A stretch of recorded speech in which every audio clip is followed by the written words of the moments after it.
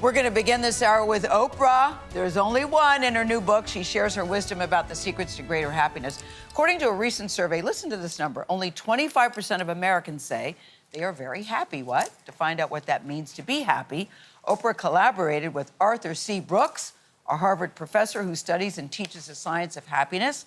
I want to know what the C stands for, Arthur Brooks. Their book is called Build the Life You Want, The Art and Science of Getting Happier. In it, they share practical advice on how to change your life for the better. Oprah and Arthur C. Brooks, what does the C stand for? The C stands for Charles. I don't know why I put it in there, but there you go. Well, it stands out. So I want to start with you, Arthur, because people would think you must be a naturally happy person. Yeah. And in your book, I was surprised to see that, nope, you say normally you can be gloomy and anxious, and that even your wife said, after all this research, maybe you need to follow some of your own research. Yeah. I thought that was a funny line. I know. She's pretty funny. My wife is a naturally very happy person, but the truth is that I study happiness because I want to be a happier person. I became a social scientist to learn about myself. It's me-search rather than research, and that was a really important thing. Then over the past 30 years, I haven't cracked the code entirely, but Oprah and I have put together a handbook, an owner's manual for emotional self-management. It's worked for me. I remember when Oprah first discovered you, Arthur. You want to tell that story? Well, it was during the pandemic, Yes. and, you know, I didn't leave home for 322 days. Yes. And so I was reading The Atlantic and reading his column and being inspired and fortified by every week, every Thursday, there was another drop, and had a conversation with him. And afterwards, I thought, wow, this is the kind of guy that if I was still doing the show, we would be calling him every day to be an expert on every subject. Then I invited him over for dinner. Best dinner guest ever. I'll bet. Because you can probe his brain on happiness. And I thought, you know, we should do something together. And so now we are. Yeah. So only 25% of Americans say they're very happy. Right. But a premise of the book is that happiness doesn't just happen. Right. It's something you got to work on, right? That's right. Yeah. That's right. Most people think that the biggest mistake people make about happiness is they think it's a feeling, and they're waiting for the feeling to kind of come to them, like a dove coming to sit on your shoulder. It doesn't work that way at all. People have feelings of happiness, but that's evidence of happiness. You need to work on it. It's a combination of enjoyment, satisfaction, and purpose. And all of those things we can understand and we can work on, make it a project. And that's what we're talking about. I first started getting really interested in the subject itself of happiness because at the end of every show, I would sit with the audience and I would have conversations with them. It was my own focus group for 25 years.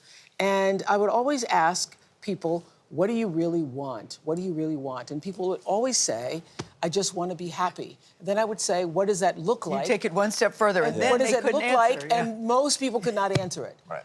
You know, it's an audience made up of mostly women, and many times they would say, well, you know, I want my kids to be happy. Okay, so now your kids are out of the house, then what? What does it look like for you? Yeah. So Well, Oprah, let me ask you this. What does happiness look like for you now versus, let's say, 30 years ago? I mean, what research did you do while collaborating on this project? Well, happiness for me now is more a level of contentment and peace of mind and satisfaction coming from purpose and meaning that I have in my life. So it used to be doing. Yeah. It used to be a schedule that, I was just saying to somebody this morning, a schedule that if there was a space in the day, it would be filled. If there was an hour. Because you wanted to be productive. Yeah, it was being productive and always working. But I like what you say, though, because people, you get the statistics, and it shows that happiness is down.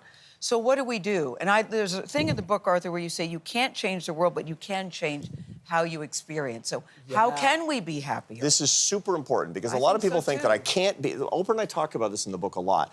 I can't be happy until something changes. I can't be happy until my marriage is better. I can't be happy until something resolved in my health. I can't be happy until I lose weight. Until my finances sort themselves out. People say this all the time, and the whole point is you can be happier no matter what's going on in your life. And and the way to do it is to understand the components of happiness and to work on them, and then to put together a portfolio. Look, in this book, we have this happiness 401k.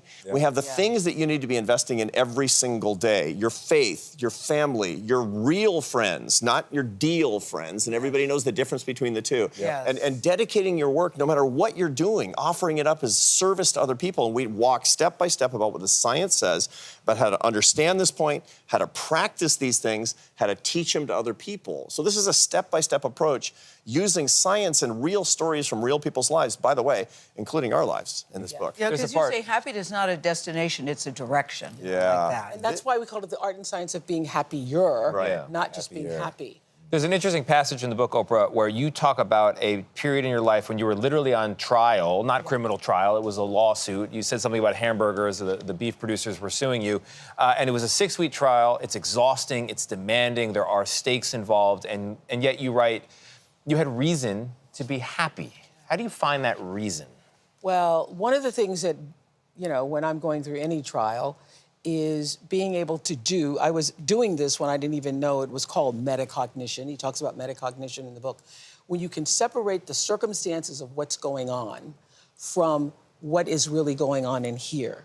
You can feel the feeling and let the space between the feeling and you allow you to be objective about that's happening out there and I am here. So that metacognition, which is really thinking about the thinking, is really helpful. And for me, it always goes back to gratitude. Yes.